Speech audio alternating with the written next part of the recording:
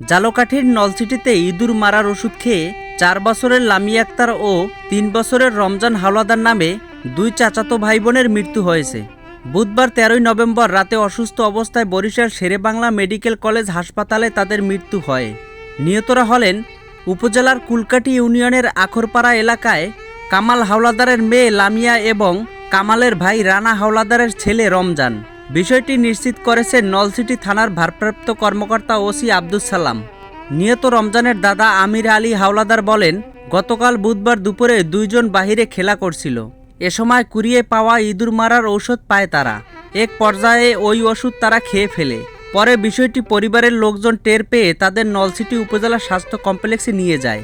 সেখান থেকে গুরুতর অবস্থায় তাদের বরিশাল শেরেবাংলা মেডিকেল কলেজ হাসপাতালে নিয়ে যাওয়া হয়। রাতে চিকিৎসাধীন অবস্থায় তাদের দুজনের মৃত্যু হয়।